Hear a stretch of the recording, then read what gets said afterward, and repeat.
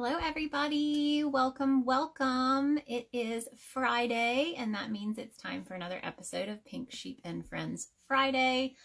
I hope you guys are all having a great start to your weekend. I did want to have a little announcement before I start the live. We did release our newest crochet hooks today, so if you want to check out our Etsy shop, you can see them there. These are our new color change hooks. So they're like a heat reactive filament. This is one of our hybrids, and this is one of our classic style hooks. So we've got these go from about 8mm all the way up to 35mm, and then these are they go from about 3mm all the way up to 10, and we have both tapered style, so like this style hook, and then we also have Susan Bates inline style hooks. So let me see if I've got one of those for you. There you go.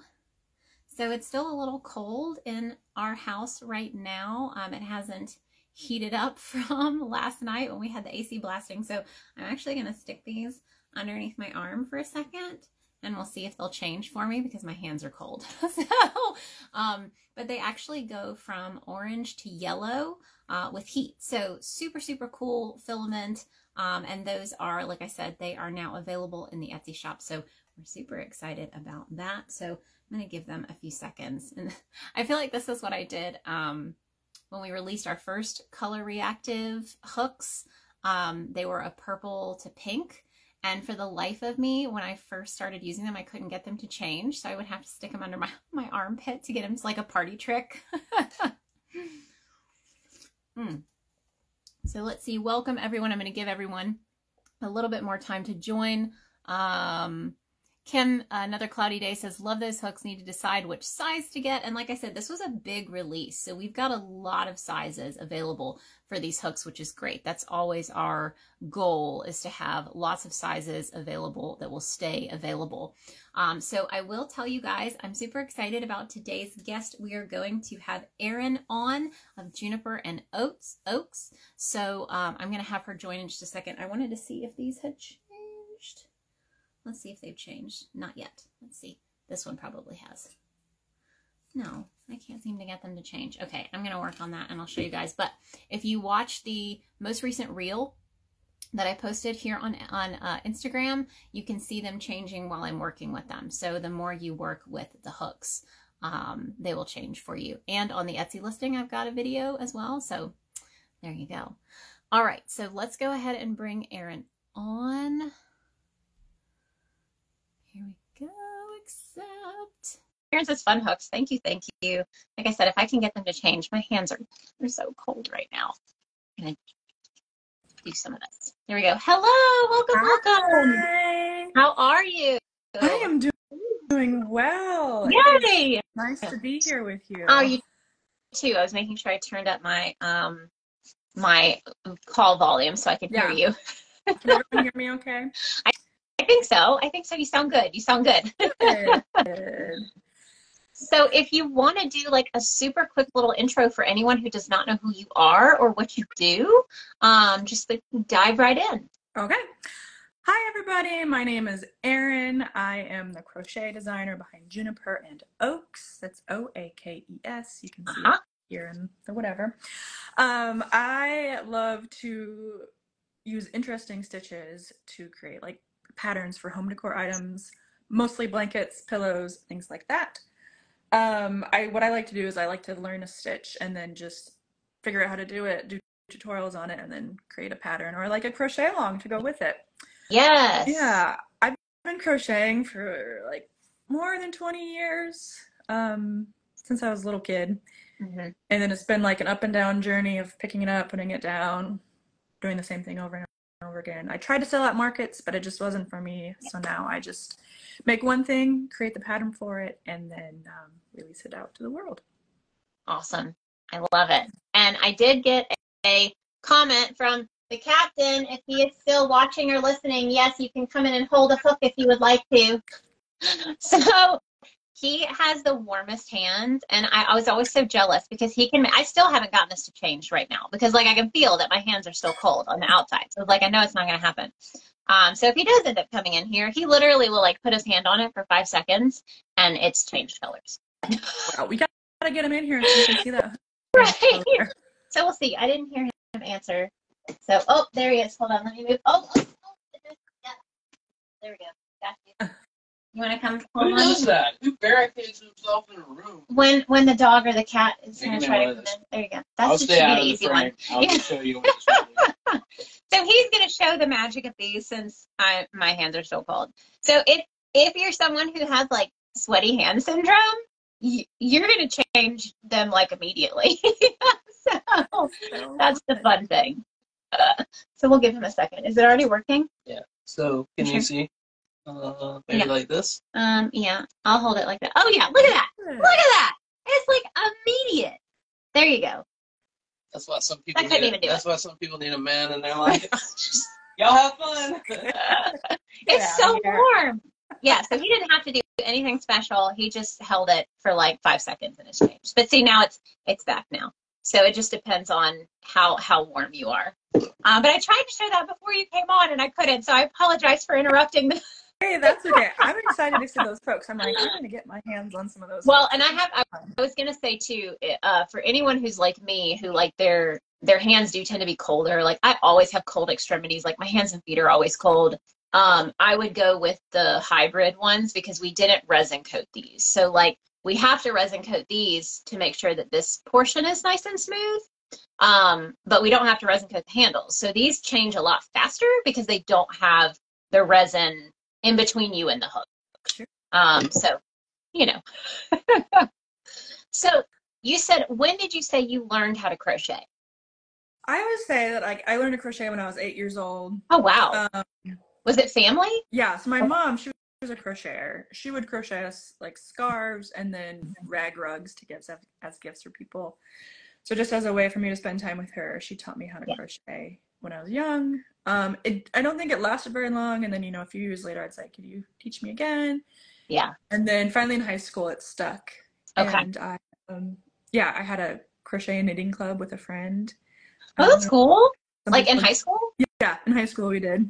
That's awesome. Yeah. We were a couple old grannies back then. And then moving into college, like my RA, one year she taught me how to crochet hats because before it was just back and forth. And so we learned how to crochet hats and we made those for cancer patients. And then my girlfriends and I, instead of studying until the late night, we would watch Gilmore Girls and crochet blankets. And that was fabulous. That's awesome. Yeah. Well, and what did you study? Because I always find that super interesting, what people went to school for, or what their kind of initial focus was. And if that's because you're a nurse, right? Yeah. So did you start off with that, with like your bachelor's degree? Initially, I started out pre-med. I was going to go to medical school. But then I realized, like, I don't really like being in charge. I don't like making the decisions. I just like taking care of people. Yeah. So then I switched to nursing about halfway through. So I don't know, studying for biology stuff was just no fun. So no, I agree. Crochet. Yeah, I did a biology and a psychology major, and that was the psychology just felt easy. Like it felt natural to me, like everything made sense.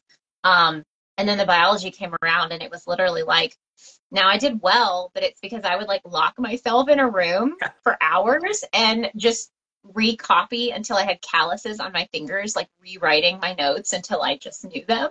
So only way it was gonna happen.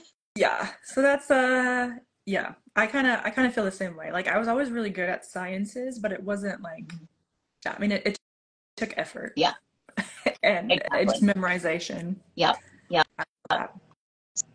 So I think it's super interesting that, we have in this crochet world so many different people doing so many different things. And, there are people who really want it to kind of become their full-time business. There are some people who are like super happy with having this as, a part-time gig because they love their job. I actually spoke to someone on one of these last year who was an elementary school teacher, and she was like, I'm never going to give up I love my job, you know, and I would love to know where you are on that spectrum of, you know, what you want your business to be when it comes to the crochet side. Yeah, so that evolves and changes like daily. Yeah. But so I have three small children. They're 2 and almost 4 and 7-year-old. And since the little ones were born and like with the whole COVID, whatnot, my role as a nurse has changed, and I've kind of stepped away from that for the most part. Gotcha. I do some like substitute school nursing and things like that, but it just wasn't really working out for the family to do that full time. Gotcha. So I'm excited that my crochet business helps us to bring in a bit of income that way while also staying home with my kids. So right now I'm like okay with it being sort of part-time so I can focus on them as they're little, and then as they grow up I envision it becoming more of a full-time thing. I'm not sure where the nursing thing's gonna go because I'm like I'm still a nurse and I still like need to take care of people. I just can't work like 12-hour shifts and also maintain my sanity and be with my kids. So of course I'm trying to figure that out, and I'm like going through this like life crisis. I'm like, what am I gonna be when I grow up? But for now, this is it. And I think that's a lot. I feel like a lot of people, I mean, you know, we've kind of been going through the same thing. You try to figure out, where is this business going to go? Are we going to keep trying to grow? You know, and I think there is some freedom there because you do have this business that's here and helpful and doing, you know, what you need it to do. And I think what's beautiful too is like the more you work on it, the more it's going to grow. And, you know, that's what the crochet side of things, like, you know, you work really hard on a pattern, but then it's out there forever. So like you're going to continue to have people discovering you and finding you, like even when you can't put in a lot of effort. I don't know if you've kind of found that as well. Do you feel like even when you haven't been able to put in a ton of time, do you still kind of see this like growth of people discovering you? Yeah, exactly. I'm finding that I've only been a designer for like 2 or 3 years. And so now some of those older patterns, you know, are making the rounds again where I'm really like focusing on this blanket here, but then it's like, you know, pumpkin crochet, like crocheting pumpkin season. And so like my pumpkin patterns, like people are like discovering those again and buying them or finding the free links on my website, stuff like that. And then I also have like a Christmas blanket from last year that I'm like barely promoting. And then it's just like, people are finding it. So yeah, it's really fun to like see that residual income, like really kind of take off. So it's fun. So I know you said that you have a current, is it a make along or just a crochet along that you have happening right now that we can spotlight a little bit for you? So this is a crochet along, and this is the Nordic Star blanket. So pretty. This is cute. This is an overlay mosaic blanket. It looks like it's truly like too intricate, like too advanced for anybody to crochet ever. Oh yeah, in my head I'm like never. It would never happen. Yeah. Like, I'm telling you, this is the easiest color work that you'll ever do in your life. I mean, besides like strict stripes, you do single crochet and you do double crochet, and you work one color at a time. Okay. So one, like it's striped in the back because you're just making stripes. What?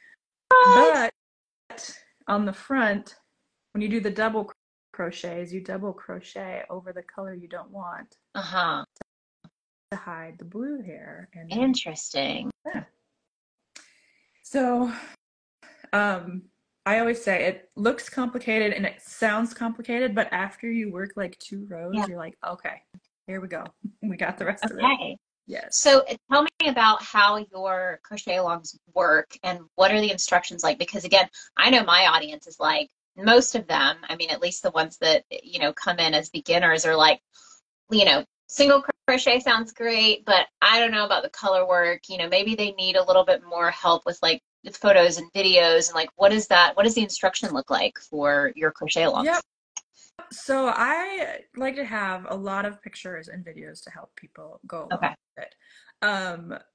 This one, a lot of the pictures and the videos have to do with like previous patterns, so I'm not really holding your hand necessarily for this pattern.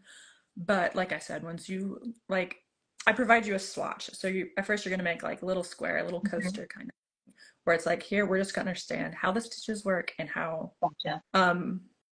each section of the cowl has a chart that goes along with it. Okay. So I walk you through, how do we read the chart? And if you don't want to read the chart, there's written instructions to help you as well.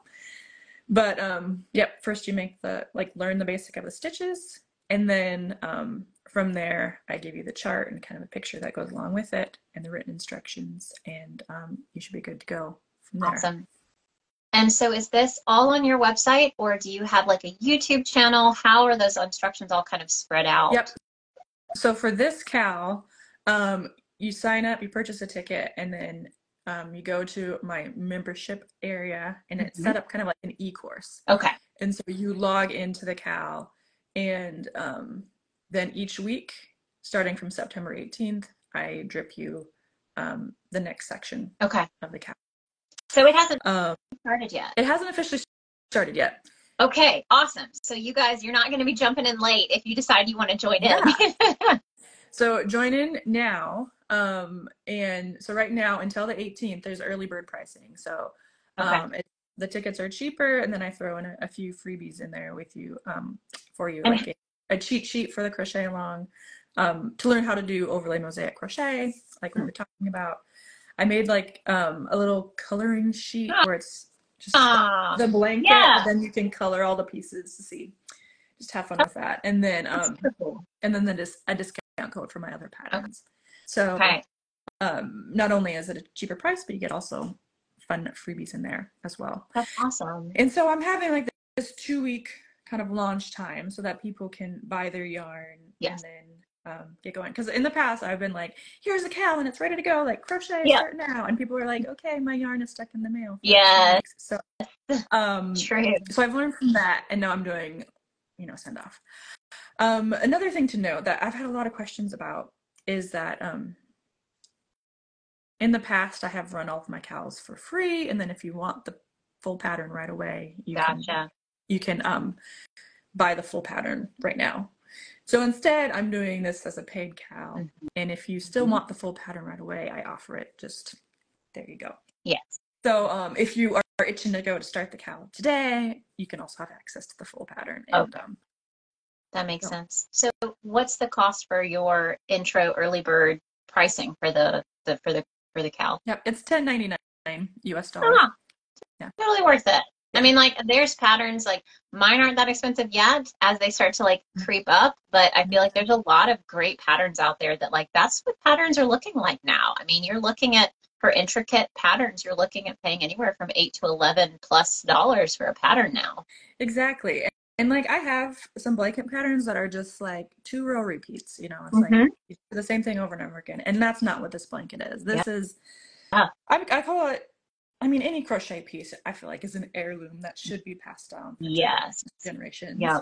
It should be. You see a lot of things in the thrift stores and whatnot. I mean, this blanket's not that, right?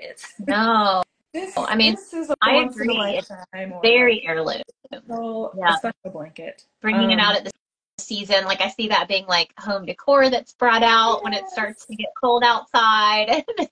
Exactly. And then, like, once you have access.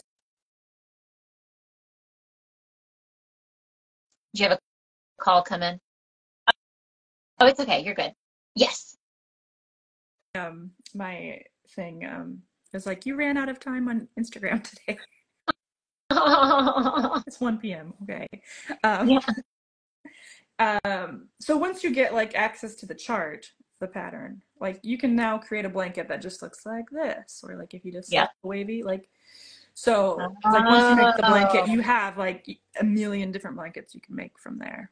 So gotcha. That's totally fantastic. I didn't even think about that. So with that blanket, it looks like the way that those stitches are done makes it chunkier. Is it like a squishier, chunkier blanket because of how that's done? Is it like a thicker? Yeah, it's thick. It's kind of, it's like a weighted blanket. It's using worsted weight yarn, but since you're crocheting over the row, it's kind of double thick. Yeah. That's what I wondered. It looks like a super thick blanket. I mean, I love it because obviously I love everything chunky. Yeah. So I know. I'm like, that's right up your alley. Oh, another thing that I get a lot of questions about. I'm trying to see if I have a pattern like it. Okay, since you're working one row at a time, what you do is you crochet, like you start with the blue, and you work your row, and then at the end you snip it off, fasten off, and then you start again at the same side and work that way. Okay. And then you're starting a new. So you're going back into. You're not turning your work and working the other way. No. Oh. So you're always just working on the right side versus the wrong side. And then at the end, you know, you have all these little ends. Sometimes I have a sample here. You have a lot of little ends that are sticking out, and people get freaked out about that, thinking, I have to weave in all those ends or make sure my fringe is nice and straight. Yeah. But you can also, I don't know if you can kind of see, the border is like double thick. And so you create the borders and then you hide it in. It's called an envelope border or a double border. That's cool. Hide that in. Yeah, I've never seen that. So that can kind of, you can put your ends into the border, is what you're saying. Yep. And there's like barely any weaving in of ends. Oh, that's super smart. Fantastic. I love it. Yeah. So I would love to know because, you know, I think there's different crocheters out there when it comes to what they're looking for from a project. So I'm the type of person who would struggle a little bit with a more complex pattern because I want to get things done like immediately, you know, like that instant gratification. I've had some bigger projects that I've just had to spread out over a longer period of time, you know, just to try to get them done. But there are also the crocheters who like they live for the more complex and intricate patterns. And I would love to know, because it does seem like you enjoy the more intricate patterns when it comes to like color changes and patterns. Do you feel like it's always been that way for you, or was there like a moment where you maybe got bored with the simpler patterns? What did that look like for you? I feel like I love both types right now. I feel like I'm developing more of a love for the intricate, so it's kind of a gradual thing, but at the same time, like I finished this blanket and I'm like, okay, I'm gonna do a simple, like no one color, it's corner to corner, like I don't have to think about it. I just am gonna make it. Yeah. So I love to do those kind of projects. My husband and I, we watch shows on Netflix together in the evenings, and he gets tired when I'm like, okay, can you just pause it, like rewind it, because I was so or I'm like, you just go ahead and you watch whatever, and I'm going to my room to like, because I have to count, I can't do this. So I think there's just a place for both of those. You got your Netflix projects and well the new Netflix shows and the old Netflix shows are whether you have to pay attention. Exactly. Like I could crochet this watching Gilmore Girls. I've seen it 50 times. Yeah. Yeah, exactly. I think that's there's probably three classes of crocheters. So there's the ones who only want the instant gratification pieces. There's the ones that only want like the challenging, you know, pieces. And then it's like you've got to have the in between. And I remember, I'll never forget the time that I had someone call my patterns palette cleansers. So like they get done with like this super ridiculously difficult pattern and they like make one of my cardigans in a weekend. Yeah. Get it out of the way. Let's wipe the slate clean and we'll start another complicated project. Yeah, that's a great way to put it. Those palette cleansers. Yeah. I need some of those in my life for sure. Yeah. I'll never forget that. I was like, that's kind of perfect, you know, for the people who do like to mix it up. I don't think I have a single pattern that is super complicated. I try to have them all be beginner friendly. I have one that I say it's still beginner friendly because it is still simple stitches. You know, it doesn't go past just single crochet, double crochet. It has some ribbing, so it's probably more in like the easy category. But you can add a zipper, you can add pockets, you know, and that's all included. And you really need to block it, which was like huge for me because I did not tell people to block their stuff in my patterns because for me, like, I just blocked my first garment this year. Yeah. So Say it loud and including proud. that, It's fine. yes. So it's really, I love that we've all kind of found that niche. And you said you mostly do home decor style projects. What are some of your favorite patterns that you've put out that are in that category? Yeah, I would say my my blankets probably. I have like in the past I've run, so I have this cowl, and then the one from last year was like a collaboration project. And so that one's here if anybody's ever seen this one. Oh, and it's a similar style, yeah. right? So it's the same technique. Yeah. Same thing. But I did it like I designed it with 8 other designers. Oh, and that's so it was just so fun cool. to do a collaboration like that. So I also don't do just mosaic, but I do corner to corner color work, which is also it's complicated as I'll get out, but worth it, right? Is that the and are these corner to corner granny squares kind of thing? Like it's squares that you put together? So it's 12 squares. Oh wow! Again, that was designed by a bunch of my buddies. And then I have another one that's like this, but corner to corner as well. I feel like that would make a beautiful, like you talked about how once you get the pattern, you can create other things using that same pattern. And I was like, that would make a beautiful table runner. You know, like that. Yeah. There you go. All right. We're going to be making. And multiple table runners. Because then it's like, because I know there's the patterns where it's like, it's for a table runner, but you've got like 5 options. Yeah. That's right. I got like a whole little ebook full of. Yes, exactly. A Christmas table runner ebook.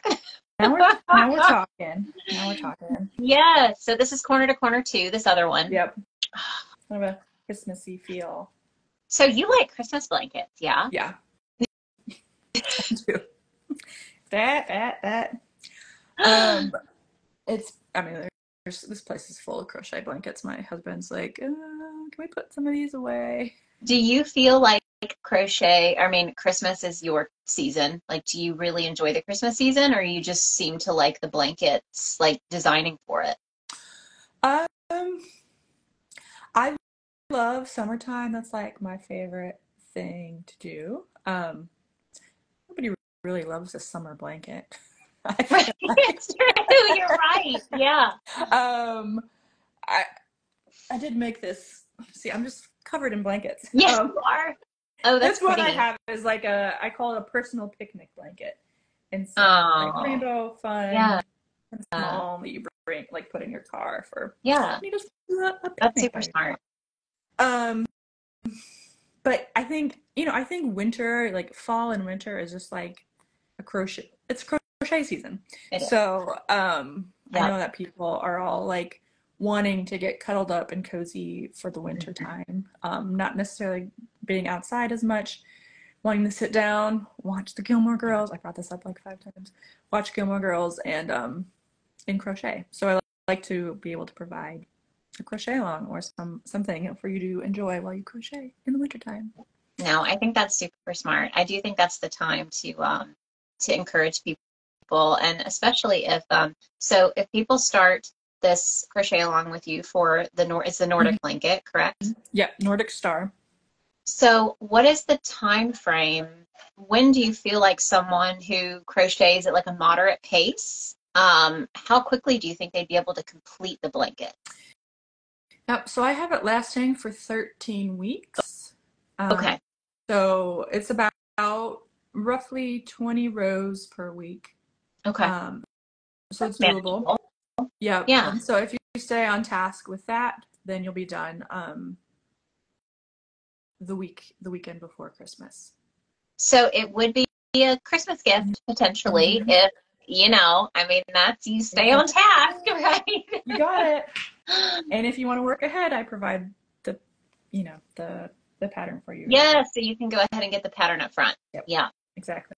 No, I think that's really smart. That was, I've done a couple couple of crochet alongs for wearables, but it's just kind of been random. I don't think they've been in the middle of the summer. I do think it's at least been during like the cozier seasons, I think. But they've been really fun. Like, what do you feel like for you? What's the most enjoyable part for you of doing a crochet along like this? I love seeing other people's work. Like, what are their color choices? I have a Facebook community where people can go in and Oh, post perfect. pictures of their patterns, and Yeah.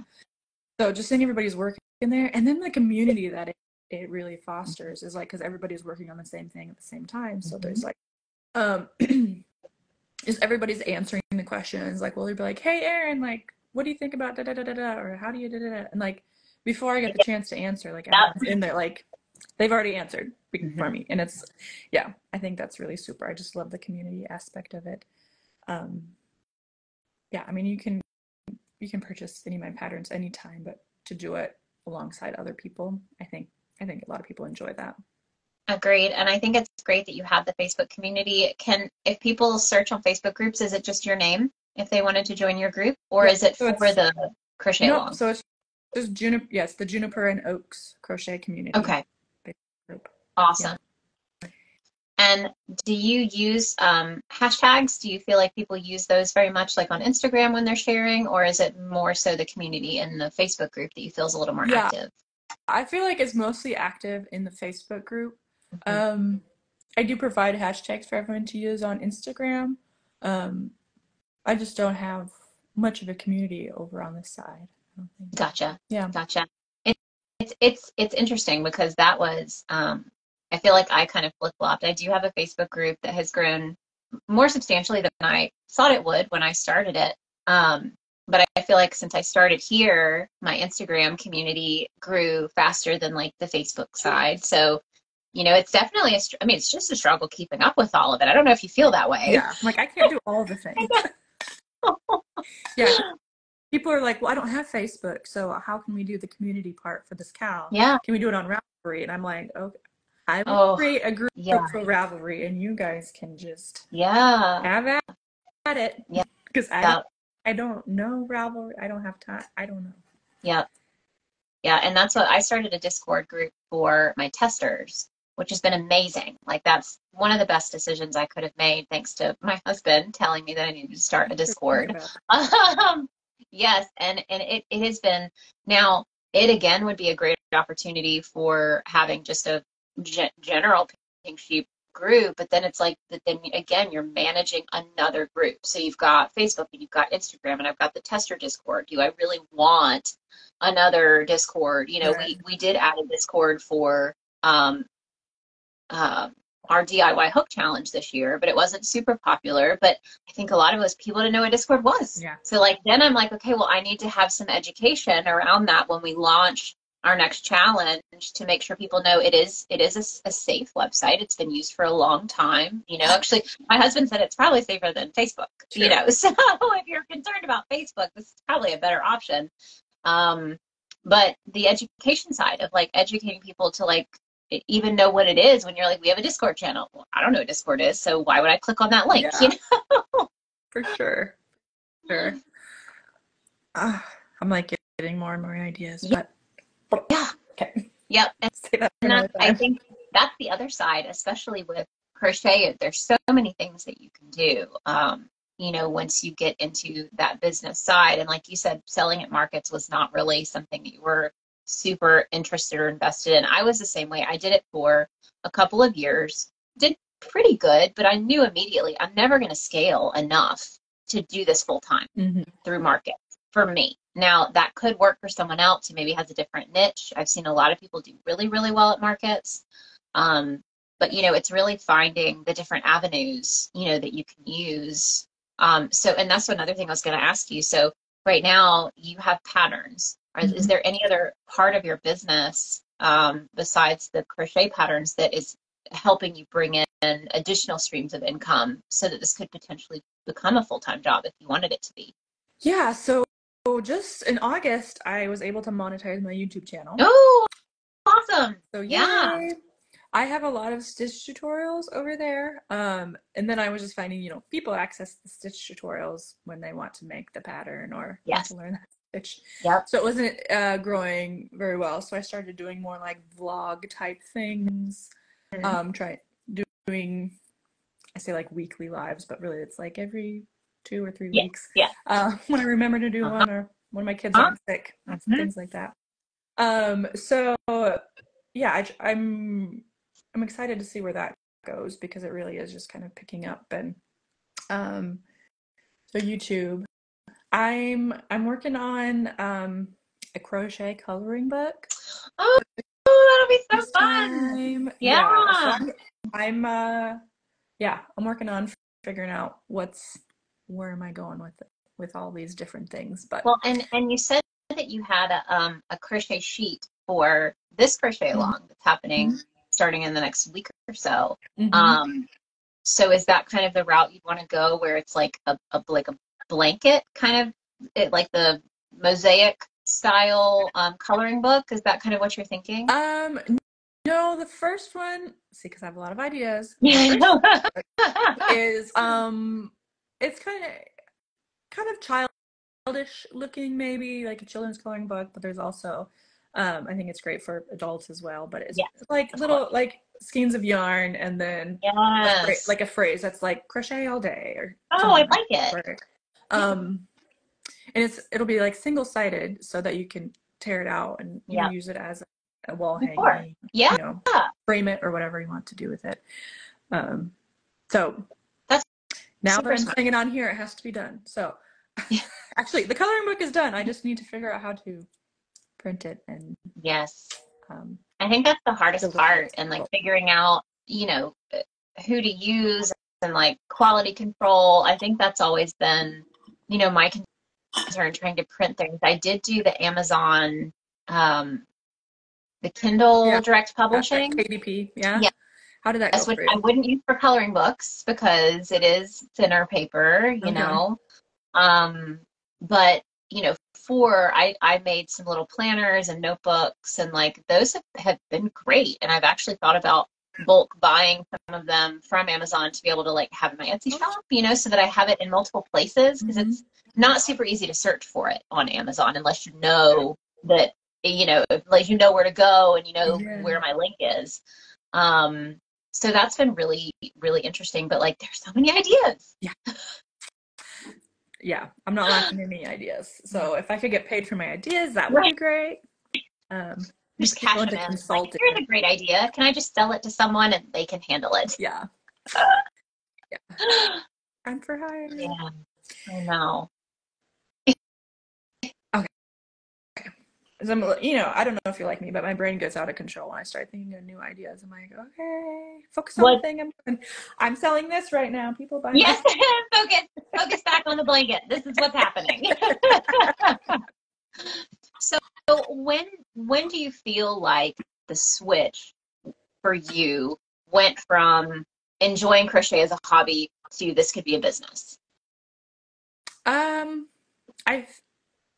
feel like when I started Juniper and Oaks in 2019. I was pregnant with my son, and I wasn't able to be very active, just being so pregnant and whatever. So I was just finding I was crocheting a lot, and I'm like, hey, wonder if I could make money doing this.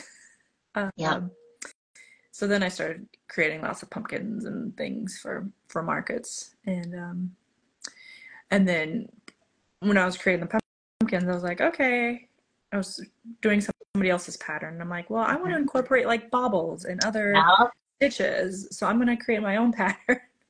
And then that's kind of how designing came to be. Gotcha. So kind of, baby steps, transitions into here we are today. And then it was kind of, those first things were pretty like small scale, where I launched pattern, and it was just kind of like, meh, some excitement. And when people made it, like that was exciting. But then when I think the biggest thing I did was this collaborative crochet along, corner to corner one. And after launching that, releasing that, crocheting with everybody, then it was really like, okay, I could be someone. I could be a crochet pattern designer that has some sort of success. So that's awesome. I feel like it's hard to, at least for me, and I don't know if you had the same thing happen to you, but figuring out the point at which I could call myself a crochet designer, like myself. Did you have that? Like, oh yeah. How many patterns do I have to release to feel like I can actually have that title? Yeah. Even now, I'm like, I'm not a crochet pattern designer. Like, no, like buy my pattern if you want to. Yeah. Like, I'm just nobody. I get like that all the time. But then I just started labeling myself. I'm a crochet pattern designer, Juniper and Oaks. Like, just having to like have that. I don't know if it's wishing it into being or just proclaiming it to the world. That's what I am, and that's what I am. So. Exactly. I think we tend to be our own worst critics. You know. I think so. Yeah. It took me. I think I don't remember exactly when it was. I used to remember. I think I released 10 to 15 patterns before I was like, all right, I think this is official now. Like, I think I can change my Instagram bio, you know? Yeah. And I'm still working on stuff like that. Like, I know I was looking at Pinterest the other day, and it's like, I sell crocheted items that, you can use around your home. I'm like, no, I don't sell the crochet items anymore. Like, you can make it yourself. Yep. And so I'm still trying to like find that rebranding. Just still find it. Yeah, it takes a lot of time, I think, and a lot of it's we're all mostly doing it pretty solo. Like we might have some family involvement. Like me and my husband work together now, but there's a lot of people that it's just you. So like you can't be so hard on yourself if it's like, oh man, like I forgot that my Etsy bio still said that I go to craft shows or something. Yeah. It's a lot. Like there's a lot to keep up with. It's true. You're just one person. Yeah. I get that. So let's see. We have a few minutes left. So let's do some, call them like the rapid fire questions. I think I can guess this one because of the blankets that you showed me, but what is your favorite yarn weight to work with? Yeah, I love working with worsted weight yarn. It's what I learned to crochet with, and it's just what I'm comfortable with. So I guess if you want a rapid fire, that's the answer. I'm like, I can just deep dive into this. Do you branch out much to other, and if you had to choose like a second favorite, what would that be? Yeah, I think the second favorite would be DK, since it's similar. Yep. Is that lighter? Yeah, lighter it's lighter. Yep. So I crocheted a shirt using DK, and it's like, oh, that's nice. It's airy, but it's not like quite like fingering weight, like the tiny little sock weight yarn, where like I can actually I can make progress on something. But I was doing it's called the Great Tennessee Yarn Tour recently, and it was 13 local yarn stores in kind of the Smoky Mountain area. Oh, cool. And I visited them all last month, and I got like a fingering weight little mini skein from all the places. And so I'm like trying to dive into that world and like what do you get excited about. What do you want to do with them? Well, they had suggested a shawl pattern, but then all the different colors didn't really blend together. There was like a UT orange and then a purpley greeny, and I'm like, I'm not gonna make a shawl out of this. So I was just thinking like a granny square, like a scrappy granny square something. I don't know. That could be really cool. I like that. I can't imagine a fingering weight granny square, but I know it's gonna be beautiful. Or socks. Every time I have a fingering weight, I'm like, I'll just make socks, I guess. So do you knit at all, by the way, or only crochet? I know how to knit. I taught myself before I had kids. I knit like a kind of baby blanket kind of thing, and I was like, okay, I know how to do that. Check. Yeah. Same. So what is your favorite hook size to use with your worsted weight yarn? Ooh, that's changing. I like to, I always used a size J. That's what my mom taught me with, and that's what I always bought. And then now working on different collaborations with other designers, they're like, you need to use a size H hook for this design. And then now that's just kind of what I've been using. Okay. It works good with color work because it just kind of makes it more, you can see the design a lot better. So I've been using J a lot. Okay. I mean, H Okay. and J. And that's smaller. Yeah. Yep. H, I, J. Yeah. So do you know what the number size is on the one you've been working with so now? it's 5mm is an H. Okay. I don't know what I don't know. So J would probably be like a 4, 3.5, 4, or something like that. A J is a 6mm. Ah, okay. Gotcha. H is a Perfect. 5mm. Yeah. Awesome. See, that's since now we started making our hooks, and we actually make a lot of sizes that aren't standard. So we just go by millimeter. So it's like, because we have like a 13mm and a 12mm and an 11 and a 10, and some of those are not standardized. So I don't use the numbers, but actually my husband just reminded me I should probably update Etsy with the letter sizes, because I feel like a lot of people probably search for the letter versus the millimeter, especially since we've got the hybrids, so those have the letter. So I need to do that. Yeah, that could help you with your SEO there. Right, exactly. So where has been your favorite place to regularly purchase yarn from? Ooh. It's the hardball question. It is a hardball. Kind of wherever's nearby. I think that Hobby Lobby has really soft, like just basic, I love this yarn. So that's what I had been using for quite a long time. I'm getting good relationships with yarn companies. So Lion Brand, I've been using a lot of Lion Brand yarn via Yarn Support. And then in the meantime, when I'm just working solo, I will go to like Michael's or Joann's and get Lion Brand yarn. Do you have a favorite or a couple favorite Lion Brand yarns that you would recommend to people? I love using Heartland. Okay. It is they're kind of more heather. It's like variegated, almost like heathered. Yeah, I like it. They're very earthy. All the blankets it's are somewhere. That's what this is. Yeah. Very earthy tone. Gotcha. I would not have guessed that. That's beautiful. Yeah. I like using that. Vanna's Choice, of course, is just like the basic acrylic, has all the colors. Yeah. And then I made this one with woolies, and so yes, just kind of a soft wool. Yeah, that'll be obviously very cozy, being the wool. And of course, I only happily thick and quick. So this one was made with Furls Wander. Oh, gotcha. I've used theirs once, I think, for a cardigan. Yeah, and it's nice. I like it. It's like shiny and soft. So kind of like a Karen Simply Soft. Yeah. Yeah. Awesome. And do you order much yarn online? You feel like it's 50-50 in person online? Like how do you prefer to buy your yarn? I think I prefer to go in store and feel it and look at it and make sure the colors are all right. I was super nervous to like order this yarn for this blanket because there was like 4 different colors. I was going to choose a few different blue colors on the Furls website.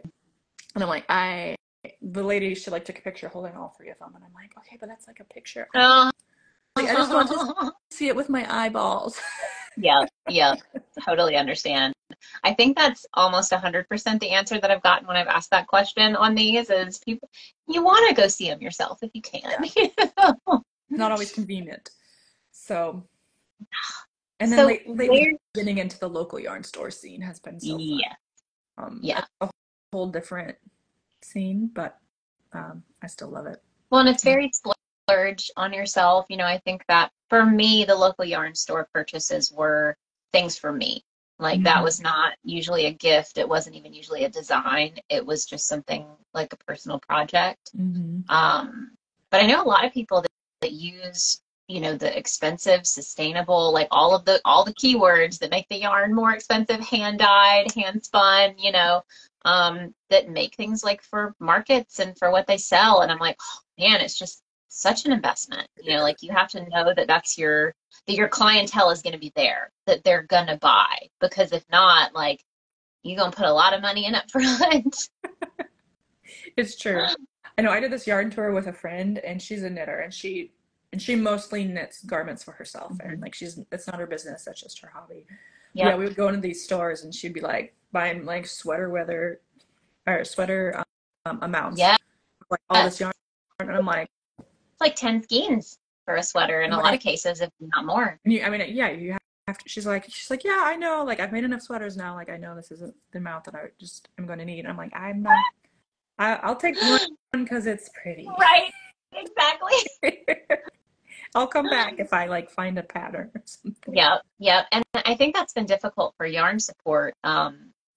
You know, there have been people that have reached out to me and want to offer yarn support, but they're like, oh, we'll send you a skein. I'm like, what am I going to do with that? I'm like, and not being mean, but I design wearables. So I'm like, I don't just make stuff for me just to share, you know? So, and you know, I've already made a couple of super simple designs for like hats and fingerless gloves. And because I don't do the complicated designs, I don't know if I'll ever do another design for fingerless gloves. Like I got one. It's simple and here you go. You know, like that's all you need.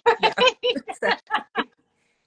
I hear you there. And it's like there's plenty of other, you know, like, and I love getting to showcase, like I started doing more like roundups because of that. I was like, I'm probably never going to create the more complicated designs because there's so many designers out there that like that's their passion. They love it, you know? So like, here's the complicated ones. And again, when you want the palette cleanser, like, here I am, you know? Exactly. That's a niche and that's a good spot for you. But it's worked. It's worked so far. I haven't had to do anything super crazy. Well, I would love to know, because we are almost out of time and we're a little over. So last question. What do you feel, where do you feel you pull inspiration, and what are some of the things that motivate you creatively? I pull inspiration from anything, really. If I'm like out with, like one time I was out with a friend and she was wearing like this patterned dress, and I'm like, I'm gonna just take a picture of your dress right now. She's like, okay. Like you might see that as a crochet pattern later on. So just like anything that I see there. Like for the houseplants blanket, I love houseplants and I wanted to make it into a blanket. And then for like the Nordic themed blankets, I have 3 of those, and it was just thinking about like my grandparents are Scandinavian, and just seeing those like iconic designs like decorating for Christmas every year, like it was just in my mind that I needed to create these sort of designs that featured the iconic Nordic Christmas themes. So just kind of history, what I like, and a friend's dress at the restaurant. Right. So how do you stay motivated? Because I think we all deal with burnout here and there. Have you dealt with that at all? And how did you kind of get past it if you did? Yeah, I think so. For motivation, I have financial goals for my family that I just keep on thinking about. Like for example, right now I'm working towards getting a she shed at my house. I'm like, I want to house, so like I have to work hard so I can do this, because it doesn't fit into our budget right now unless I like create the money somewhere. So that's a big motivation. I'm definitely dealing with burnout right now after designing the Nordic Star blanket and then doing all the techie stuff. Like, because you know, pattern design is so much tech stuff on the computer. And you've got added in the fact that it's a crochet along. That's a whole nother element that you're adding in and setting up. Now that you've said you're doing it through a paywall, so it is a paid crochet along. That's added on to not just a regular crochet along. This is a crochet along where I have to create this space, you know, where I am going to make sure that I'm financially compensated, you know. So it's a big deal. So I'm kind of dealing with burnout from that. The pattern launched on Monday, the cow did, and I'm like dealing with customer support stuff. And then I'm also like, I started a paint by number kit and got a book from the library, and I'm in like just kind of stepping away and doing stuff like that. So just finding a balance between like I don't always have to be creating something. And the nice thing about how I'm known right now for my Christmas cows is like it's all kind of set up and ready to go, and I don't have to deal with another one for another year. So True. That's true. That's, I mean, and that's a great thing. You've created something people look forward to. I loved your answer, by the way, of dealing with burnout, because I think it's one of the best things that you can do is to don't stop being creative, but pick another avenue for a little while. So like whether that's diving into books, like diving into reading, you know, getting a coloring book, getting, like you said, paint by numbers. Some people like to do puzzles, like something that's outside of the realm of what you normally do to give yourself a break and give your brain a break. But continue the creative journey, because, you know, like at some point while you're doing something else, you're going to get that motivation of like, oh, I really want to, like you said, you find inspiration in like these random places and all of a sudden you want to crochet again, you know? Exactly. I don't feel like it lasts for very long, like the burnout or the like, I don't want to do that right now, because it'll come back. And like, I mean, talking to you also, it's like, oh, ideas. Yeah, exactly. And that's the other thing I think is community. So, you know, even if you have some burnout, you can try joining another crochet group, you know, just to have different people to talk to, you know, talking to another maker. I think if you have any kind of community in person, that's always nice too, like grabbing coffee with someone who's in, even if they're not a crocheter, you know, like if you're, especially if you're in the craft show scene at all, like if you even do one craft show a year, you know, some creative people in your community that you can, you know, spend some time and catch up with. And I think that's healthy, you know. Good idea. But it was so good getting to chat with you. I'm so glad that you had the time to come on today, and especially to share the cows. So you guys make sure you go sign up, because you said it's happening when? The 18th? Yeah, it starts on the 18th. You can purchase it now Plenty and of get excited time. and ready to go. Yep. Plenty of time to order yarn and get yourself going. If you want a challenge, I think it's a great challenge. I cannot tell you that I will do the challenge this year, but now that I know, like, I don't think I realized that this was such a tradition for you. So I think if I'm prepared and knowing, like, okay, I'm going to be taking a challenge on this year, you know what I mean? You can prepare. Yeah, exactly. But I think that's fantastic. And, you know, like I said, you guys, if you're here still with us, thank you all for watching live. And please go follow Erin on Instagram and sign up for the crochet along. Give yourself a challenge. You can have it ready for Christmas.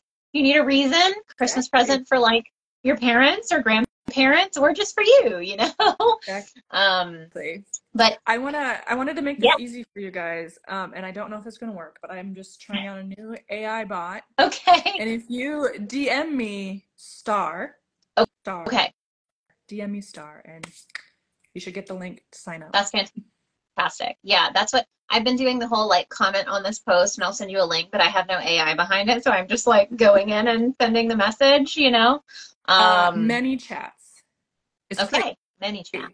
It's free for like, you make the post, then you set up many chats. Gotcha. Okay. And super cool. I will look into it for sure. There's so many tools out there. I think that's like a whole nother conversation. I need to do an Instagram live with like 4 people, and we're all going to talk about tools that we use that make life easier. Because it's like, you've been cheating the whole time, you know, like you haven't been doing all this work. How do I do that? I know that some people have, because I'm like, there's no way that you came on and DM'd me that fast. Yeah. Just saying. Yeah. You're like, a little red flag there. But I think I mean, it's important. Like you have to, if you can take something off your plate, I think it's important too. But so I wanted to tell anyone who joined in late, if you joined in this live late and you want to rewatch the whole thing, it will be available almost instantly here on Instagram. So you can go back to my feed and you can rewatch from the beginning. And I do try to get them up. It's continued to push because as we get closer to Christmas, it obviously just gets busier. But I try within a week to have this up on YouTube. So, you know, if you prefer YouTube, you know, I have a whole playlist / podcast thing on YouTube where you can watch all of these past episodes. So if you enjoyed this episode and you want to make some new friends and meet some new designers and just get inspired, you know, to keep creating, and, you know, you can check all of those out over there. But thank you again, Erin. I hope you have an amazing rest of your Friday and you have a great weekend, and just keep creating magic. Thank you. Talk to you later. We'll talk soon. Happy hooking, guys. Bye.